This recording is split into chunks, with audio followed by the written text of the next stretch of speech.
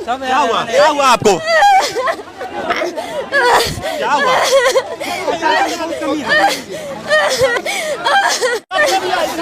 दब गई? हाँ? अरे क्या हुआ?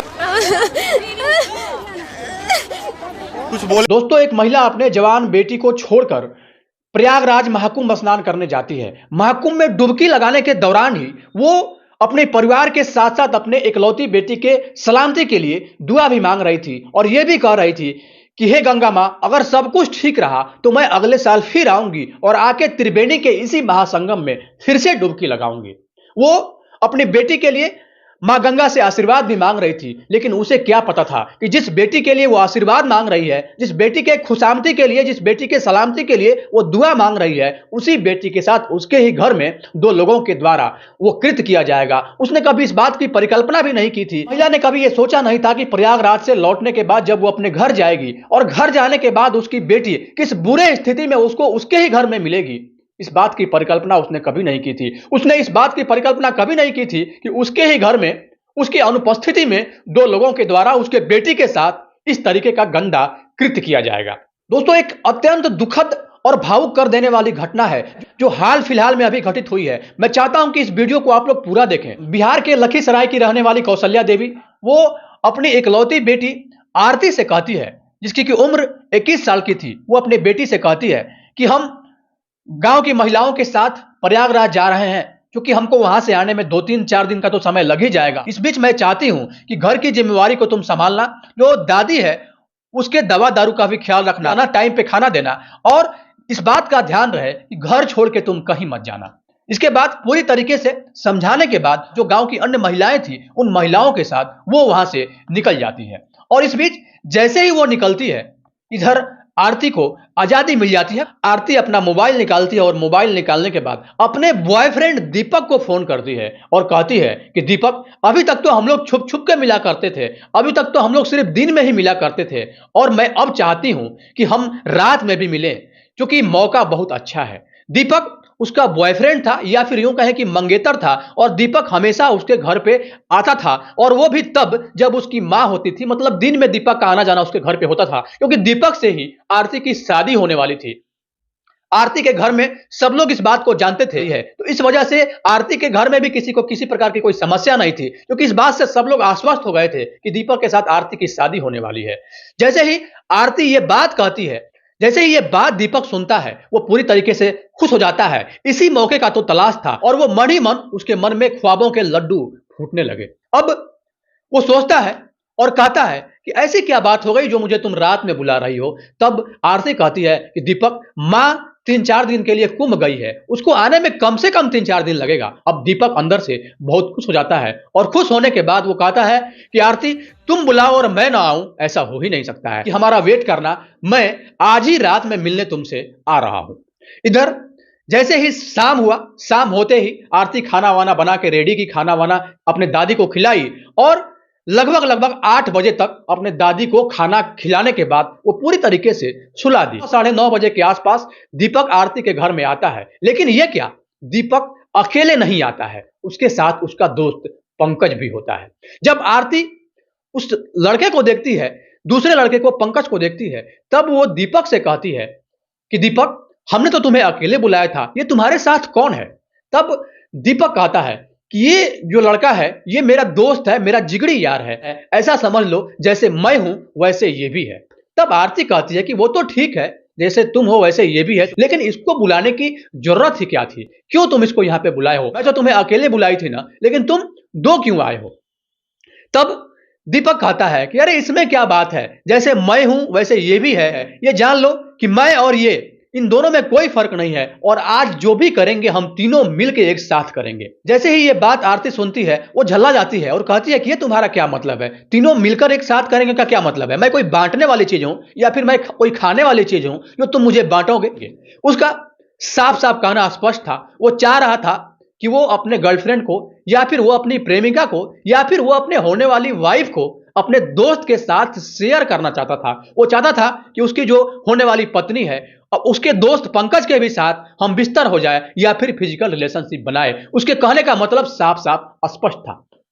और आरती इस बात को बेखूबी समझ चुकी थी और वो उसी समय कहती है कि जितना जल्दी हो सके तुम यहां से निकल जाओ, मुझे कोई जरूरत नहीं है। मुझे ये बात अगर पता रहा था कि तुम आओगे और तुम अपने साथ किसी दूसरे को भी लेके आओगे तो मैं तुम्हें हरगिज भी नहीं बुलाती। मैं चाहती हूं कि तुम दोनों यहां से निकलो और मुझे अब तुम्हारा भी कोई काम नहीं है।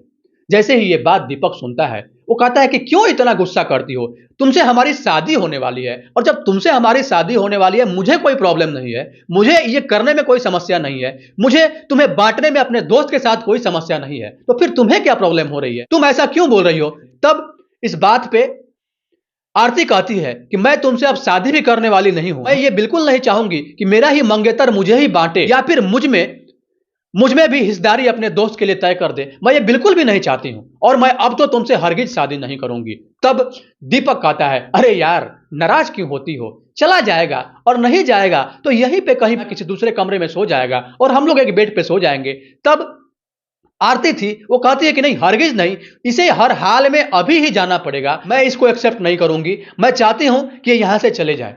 इस बात पे दीपक कहता है कि ठीक है चला जाएगा, एक काम करो, काफी ठंड लग रही है और हम लोग ठंड में आए हैं बाइक चला के, कि हम दोनों के लिए तुम चाय बना दो, चाय पीने के बाद ये यहां से चला जाएगा, मैं इसको यहां से भेज दूंगा। तब आरती इस बात को सहर्ष मान लेती है, उसे भी लग गया कि हो सकता है कि चाय पिएगा और चाय पीने के बाद पंकज वहां से चला जाएगा। वो किचन में जाके चाय बनाने लगती है और इधर पंकज और दीपक आपस में बातचीत करने लगते हैं। तब पंकज कहता है, अरे यार दीपक, तुम तो कह रहे थे कि तुम्हारी जो मंगेतर है, तुम्हारी जो प्रेमिका है, तुम्हारी जो होने वाली पत्नी है, वो आसानी से मान जाएगी, तुम्हारा बड़ा ध्यान रखती है, तुम्हारा बड़ा ख्याल रखती है, तुम जो भी कहते हो वो करती है, तो फिर अचानक क्या हो गया, इतने नखरे क्यों दिखा रही है। तब दीपक कहता है कि अरे पंकज जाने दो, तो ये उसकी इच्छा है तो अच्छा होगा तुम चले जाओ, क्यों यहां पे हो, मैं चाहता हूं कि तुम चले जाओ, चाय बन रहा है, चाय पी लेना और चाय पीने के बाद तुम चले जाना। तब पंकज कहता है, ऐसे कैसे यार मैं चले जाऊं, मैंने भी खर्च किया है, यहां तक आने में जो भी खर्च हुआ है वो मैंने भी खर्च किया है, मैं अब यहां से जाने वाला नहीं हूं। मतलब इसी टॉपिक पे दीपक और पंकज आपस में बातचीत कर रहे थे और उधर आरती किचन में चाय बना रही थी। बातचीत करने के दौरान ही किचन से आरती भी आ गई और इसके बाद 2 कप चाय उन दोनों की ओर वो बढ़ाई और बढ़ाने के बाद ये कहती है कि लो अब आप लोग चाय पी लो और चाय पीने के बाद जितना जल्दी हो सके मेरे घर से निकल जाना। तब दीपक आता है कि अरे क्यों इतना झल्ला रही हो, इतना भड़क क्यों रही हो, तुम भी तो चाय पियो। अब चूंकि दीपक का कहना था, दीपक के बात को रखने के लिए आरती चाय पीने लगती है। अब तीनों लोग वहां पे बैठ के चाय पी रहे थे। चाय जब खत्म हो जाता है इसके बाद फाइनली आरती वहां से खड़ी हो जाती है और इसके बाद कहती है कि दीपक, मैं अब तुम्हारे आगे हाथ जोड़ रही हूं, अब तुम दोनों यहां से चले जाओ। इस बात पे दीपक कहता है कि अब तो मैं यहां से जाने वाला हूं नहीं। और कहां दीपक और पंकज दोनों यहां से जाने वाले थे, उनका यहां आने का मतलब साफ था, कहीं ना कहीं पूरी तैयारी से ये दोनों आए हुए थे। तब दीपक कहता है, अब हम यहां से जाने वाले नहीं हैं, चाहे तुम जो भी कुछ कर लो, अब हम दोनों यहां से बिल्कुल नहीं जाएंगे। इस बात पे आरती भड़क जाती है और गुस्से में लाल होकर दीपक से कहती है कि दीपक, अच्छा यही रहेगा कि तुम जितना जल्दी हो सके यहां से निकल जाओ, क्योंकि अगर तुम यहां से नहीं जाओगे तो मैं हल्ला करूंगी, शोर शराबा करूंगी और पास पड़ोस के लोगों को बुला लूंगी और इसके बाद तुम दोनों की क्या दशा होगी ये तुम दोनों सोच सकते हो। अच्छा होगा, तुम्हारा भी इज्जत बचा रहेगा, मेरा भी इज्जत बचा रहेगा। मैं चाहती हूं कि तुम दोनों यहां से फौरन यहां से दफा हो जाओ। जैसे ही ये बात आवेश में आके आरती बोलती है, दीपक एक जोरदार धक्का आरती को लगाता है और आरती वहीं पे पड़ा हुआ एक बेड था उसी बेड पर गिर जाती है। जब वो बेड पर गिरती है इसके बाद आरती के दुपट्टे के साथ साथ उसके मां का जो वहां पे साड़ी रखा हुआ था, इन दोनों को लेके हाथ पैर बांधते हैं और इसके बाद उसके मुंह में कपड़ा ठूंसते हैं और ठूंसने के बाद अब शुरू होता है इन दोनों का असली खेल। अब आरती पूरी तरीके से बेबस हो चुकी थी, पूरी तरीके से असहाय हो चुकी थी। वो चाह के भी कुछ नहीं कर पा रही थी कि आखिर हम करें तो करें क्या। वो बोलना तो चाह रही थी लेकिन बोल नहीं पा रही थी और वो बार बार सोच रही थी कि आखिर हमने हामी ही क्यों भरी कि दीपक के साथ मैं शादी करूंगी। अगर मैं दीपक के इस कृत्य को पहले जान जाती और मैं ये जान जाती कि दीपक इस मानसिकता का इंसान है तो मैं बिल्कुल शादी के लिए हाँ नहीं करती। वो तमाम तरह के बात बेड पे पड़े पड़े उसी अवस्था में सोच रही थी और इसके बाद ये दोनों मानने को तैयार नहीं थे। ये पूरी तरीके से जब असहाय हो गई, हाथ जोड़ रही थी, पांव पड़ रही थी, कहने की कोशिश कर रही थी, उसके मुंह से तो आवाज निकल ही नहीं रहा था क्योंकि उसके मुंह में कपड़ा डाला हुआ था। वो बोलने की बार बार कोशिश करती और ये कहती कि दीपक छोड़ दो मुझे, इशारा में बात करती और अपने को छोड़ने के लिए कहती, लेकिन ये दोनों कहां छोड़ने वाले थे। अब शुरू होता है इन दोनों का असली खेल। अब इन दोनों की जो मनोदशा थी, जिस बात को ये लोग पहले से तय करके आए थे कि हम दोनों वहां पे जाएंगे और साथ ही साथ रंगरेलियां मनाएंगे। इसके बाद इन दोनों ने बारी बारी से उस लड़की के साथ कृत्य करना प्रारंभ किया। पहले दीपक, फिर पंकज, फिर दीपक। ऐसा करते करते बारी बारी से उन दोनों ने उस घटना को बड़े ही निर्ममता पूर्वक दोनों ने उस घटना को अंजाम देने की भरपूर कोशिश की। एक दो बार इस तरह का काम, इस तरह का कृत्य वो पूरी तरीके से वहां पे कर लिए। इसके बाद अब उसी अवस्था में छोड़ के पंकज कहता है कि दीपक, ऐसे मजा नहीं आ रहा है, मैं चाहता हूं कि पूरी तरीके से इस लड़की को निर्वस्त्र किया जाए, पूरे कपड़े इसके शरीर से उतारे जाए। अब ऐसा सुनते ही जो दीपक था वो पूरा कपड़ा उसके शरीर से हटा देता है, एक भी कपड़ा उसके तन पे नहीं था। जब वो लड़की निर्वस्त्र हो गई और इसके बाद उसको तत्काल वहां पे एक ब्लैंकेट से ढकता है, वहीं पे बैठ के ये दोनों शराब पीने लगते हैं। अब ये दोनों नशे में हो गए। नशे में होने के बाद तब तक वो लड़की वैसे ही निर्वस्त्र अवस्था में बेड पे पड़ी हुई थी और इस बीच ये दोनों अपना शराब पीने में मस्त थे और इस बीच वो लड़की पूरी असहाय अवस्था में बेड पे पड़ी हुई थी, निर्वस्त्र अवस्था में बेड पे पड़ी हुई थी और उसकी आंखों से सिर्फ और सिर्फ अगर निकल रहा था तो आंसू निकल रहा था। जब ये दोनों पूरे तरीके से नशे में हो गए, या फिर यूं कहे कि शराब ने जब अपना प्रकोप दिखाना शुरू किया, तब दीपक और पंकज फिर से भूखे शेर की तरह उस लड़की की ओर आगे बढ़ते हैं। इसके बाद फिर उस लड़की के साथ बारी बारी से वही कृत्य करने लगते हैं। प्राकृतिक अप्राकृतिक जितना भी जैसे भी हो सका, इन दोनों ने पूरे तरीके से अपने आप को संतुष्ट किया, या फिर यूं कहें कि जब पूरी तरीके से इन दोनों ने अपने काम वासना को शांत कर लिया, अपने आप को तृप्त कर लिया, तृप्त करने के बाद जब तक ये सारा कुछ कर रहे थे, इसी दौरान वो लड़की भी बेहोश हो गई। मतलब जब कंट्रोल से बाहर हो गया, वो लड़की पूरी तरीके से असहाय हो गई और ये दोनों बिल्कुल जानवरों की भांति जब ऐसा कुछ कर रहे थे, इसी बीच वो लड़की जो आरती थी वो बेहोश हो गई। बेहोशी की हालत में भी ये दोनों नहीं माने और पूरी रात उसके साथ वो कृत्य लगातार करते रहे। वो लड़की ऐसे ही अभी भी निर्वस्त्र अवस्था में बेड पे पड़ी हुई थी। जब 3 बज चुका, 3 बजने के बाद वो लड़की इशारा में पानी मांगने की कोशिश कर रही थी।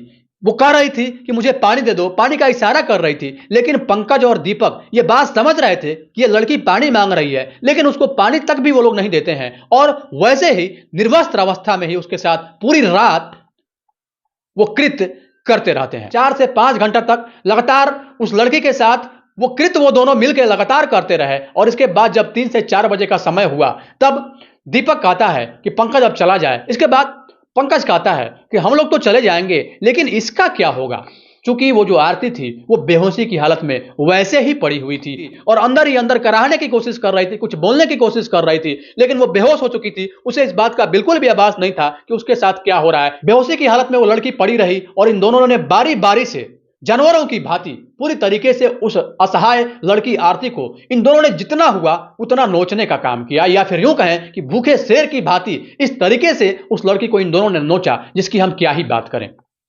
जैसे ही पंकज बोलता है कि इस लड़की का क्या करें, तब दीपक कहता है मैंने तो सुना है कि अगर कोई इंसान बेहोश होता है और बेहोशी की हालत में अगर उसके साथ कुछ ऐसा हुआ है, तो जब उसको दोबारा होश आता है या फिर जब वो बेहोशी की हालत से बाहर निकलता है, तब उसके साथ बेहोशी में क्या हो रहा था इस बात का उसको आभास नहीं रहता है। तो शायद हम दोनों ने इसके साथ क्या किया, क्योंकि बेहोशी की हालत में हमने सब कुछ किया है, तो इसको इस बात का आभास ही नहीं रहेगा, वो इस बात को जान ही नहीं पाएगी कि इसके साथ क्या हुआ है। तब पंकज कहता है अरे यार, तुम्हें ज्यादा चढ़ गई है लगता है, ऐसा कैसे होता है, ऐसा कभी हुआ है क्या कि अगर कोई बेहोश है और बेहोशी की हालत में उसके साथ तुम करोगे तो उसे इस बात का आभास नहीं रहेगा जब वो होश में आएगा कि उसके साथ क्या हुआ है। ये क्या पागलों वाली बात कर रहे हो, लगता है तुम्हें ज्यादा ही कुछ चढ़ गया है। वो लड़की पूरी तरीके से बेहोशी की हालत में ही पड़ी हुई थी और अपने साथ हो रहे जुल्म को वो सह रही थी, बर्दाश्त कर रही थी, बार बार रोए जा रही थी और उसके साथ जो भी घटना हो रहा था उस घटना को अपने नग्न आंखों से होते हुए वो भली भांति देख रही थी, वो सब कुछ समझ रही थी, लेकिन उसके अंदर वो शरीर में पावर नहीं था कि वो उस बात के लिए विरोध भी कर पाए या फिर अपनी असहमति भी जता पाए। उसके बगल के ही कमरे में उसकी दादी सोई हुई थी। उसकी दादी को इस बात का बिल्कुल भी आभास नहीं था कि चंद कदमों की दूरी पर उसके घर की लड़की के साथ 2 लोगों के द्वारा कौन से घटना को अंजाम दिया जा रहा है। पूरी तरीके से उसकी जो दादी थी वो बिल्कुल इस बात से बेखबर थी, वो न तो अच्छे से सुन पाती थी न ही अच्छे से देख पाती थी। पूरी तरीके से इन दोनों ने प्री प्लान तैयार किया था कि हम दोनों जाएंगे और जाने के बाद आरती के साथ इसी तरह जानवरों की भांति पेश आएंगे और पूरी रात उसका उपभोग करेंगे। दोनों आखिर इस निर्णय पे पहुंचते हैं कि उसको उसी अवस्था में छोड़ के वहां से निकल जाया जाए। इसके बाद उसी अवस्था में आरती को वो लोग वहां पे छोड़ते हैं और छोड़ने के बाद एक ब्लैंकेट से उसके तन को ढक देते हैं और ढकने के बाद लगभग 4 सवा 4 बजे के आसपास वो दोनों वहां से निकल जाते हैं। जब सुबह होता है तो जो उसकी दादी थी वो इस बात का वेट कर रही थी कि आरती निकलेगी, चाय वाय बनाएगी, मुझे देगी। तो उसकी दादी ये समझ रही थी कि जैसे ही सुबह होगा, माँ तो है नहीं, माँ तो कुंभ नहाने गई है, जो आरती है, जो हमारी पोती है, वो जल्दी मेरे पास आएगी और आके मुझे चाय देगी।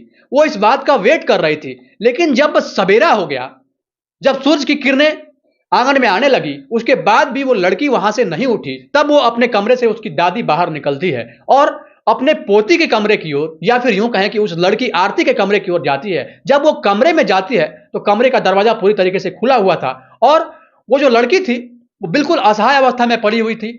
उसका जो हाथ पैर था वो बांधा हुआ था। आरती अब बेहोशी से निकल चुकी थी, अब वो होश में आ चुकी थी। वो जैसे ही उसकी दादी जाती है, उसका जो हाथ पैर बंधा हुआ था उसको खोलती है, उसके मुंह से कपड़ा खींच के निकालती है और इसके बाद दादी बिल्कुल समझ जाती है कि उसके पोती के साथ या फिर आरती के साथ क्या हुआ है। वो उस लड़के से कहती है कि क्या हुआ, कौन था वो लोग। तब आरती रोने लगती है और रोते हुए अपने दादी के गले से लिपट जाती है और लिपट कर कहती है कि दादी, कोई और नहीं बल्कि दीपक था। तब दादी कहती है कि अरे दीपक तुम्हारे साथ ऐसा कैसे कर सकता है, मुझे तो भरोसा नहीं हो रहा है कि दीपक तुम्हारे साथ ऐसा कुछ करेगा। इस बात पे आरती कहती है कि नहीं, दीपक ही किया है और दीपक अकेला नहीं था बल्कि उसके साथ 2 लोग थे, उसका एक दोस्त और था। जैसे ही ये दादी ये बात सुनती है कि दीपक अकेला नहीं था, उसके साथ 2 लोग थे, दादी का जो पारा था वो 7वें आसमान पे चढ़ जाता है और वो तुरंत अपने पोती को लेके, आरती को लेके वहां से निकलती है और कहती है कि चलो पुलिस स्टेशन चलो और वहां पे जो भी घटना घटी है, जो भी वारदात तुम्हारे साथ हुआ है, इस बात का जिक्र किया जाए। तब आरती इस बात के लिए मना करती है और कहती है कि एक बार मां को फोन कर लो, जैसा मां कहेगी वैसा हम करेंगे। इस बात पर दादी कहती है कि नहीं, बिल्कुल भी नहीं, मां को फोन करने की जरूरत नहीं है, जैसा मैं कह रही हूं वैसा करो। वो तुरंत आक्रोशित अवस्था में अपनी पोती को लेके, उस लड़की आरती को लेके नजदीकी पुलिस स्टेशन में जाती है। पुलिस स्टेशन में जाके उसके साथ जो भी घटना घटी, इन सारे घटना का जिक्र वहां के थाना प्रभारी थे उनको इस बात की जानकारी देती है और कहती है कि मुझे उन दोनों के अगेंस्ट एक FIR लॉन्च करनी है। जैसे ही थाना प्रभारी जो वहां के थे उन्होंने इस बात को सुना, वो भी आश्चर्यचकित हो गए। वो तत्काल उन दोनों को वहीं पे बिठा देते हैं और इसके बाद अपने पुलिस टीम के साथ वहां से निकल जाते हैं उन दोनों की गिरफ्तारी करने के उद्देश्य से। क्योंकि वो दोनों रात भर जगे हुए थे, वो दोनों अपने अपने घर पे गए थे और जाके निफिक्र होके बड़े ही शांत चित्त मुद्रा में वो दोनों सो गए थे। उन्हें इस बात का आभास ही नहीं था, मानो ऐसा उन्होंने कुछ किया ही नहीं हो, मानो उनका कुछ होगा ही नहीं, ये सोच के वो दोनों अपने अपने घर पे सो गए थे। जब पुलिस की टीम उन दोनों के घर पे पहुंचती है तो दोनों को सोते हुए ही उठाती है और इसके बाद वहां से उठा के थाने लेकर आती है। पूछती है कि दीपक, तुमको अगर आरती ने बुला ही लिया तो तुम अकेले क्यों नहीं गए, अपने साथ पंकज को क्यों ले गए, और अगर पंकज को लेकर गए तो पंकज को भी उस काम में तुमने क्यों इन्वॉल्व किया। क्योंकि आरती ने तुम्हारे ऊपर भरोसा करके बुलाया था, आरती से तुम्हारी शादी होने वाली थी, तो तुमने आरती के भरोसे और विश्वास को तोड़ा है। तुमसे बड़ा पापी तो इस दुनिया में शायद कोई होगा ही नहीं।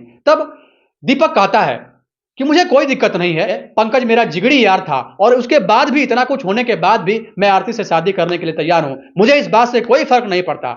जैसे ही ये बात पुलिस वाले सुनते हैं, इस बात पे दीपक को और ज्यादा पीटते हैं और इन दोनों की भरपूर तरीके से पहले पिटाई होती है, कुटाई होती है। इसके बाद अब आरती से पुलिस वाले पूछते हैं कि आरती ये बताओ, आखिर इससे तुम्हारी शादी होने वाली है, तुम क्या चाहती हो। तब आरती कहती है कि मैं बिल्कुल नहीं चाहती हूं कि इसको बख्शा जाए, इसने जो भी कृत्य किया है पूरी तरीके से इस बात को लेकर आश्वस्त थी और बार बार कह रही थी कि इन दोनों ने मेरे साथ जो भी कुछ किया है, मैं भूल गई हूं कि ये मेरा मंगेतर था, मैं भूल गई हूं कि इससे हमारी शादी होने वाली है। अब इसने जो भी किया है, इसके कृत्य का सजा इसको मिलना ही चाहिए। वो इस बात के लिए बार बार अब पुलिस वालों से फोर्स कर रही थी। उसके इस बात को सुन के पुलिस वाले समझ गए कि आरती छोड़ने वाली नहीं है, आरती बकसने वाली नहीं है इन दोनों को। इसके बाद संबंधित धाराओं में उन दोनों के विरुद्ध FIR लॉन्च होता है और FIR लॉन्च होने के बाद वो लोग तुरंत फिर उसकी मां को फोन करते हैं और मां को कहते हैं कि आप कुंभ नहाने गई हैं, इस बीच आपके बेटे के साथ बड़ा कुछ हो गया है, जितना जल्दी हो सके आप वहां से वापस आइए। जैसे ही ये बात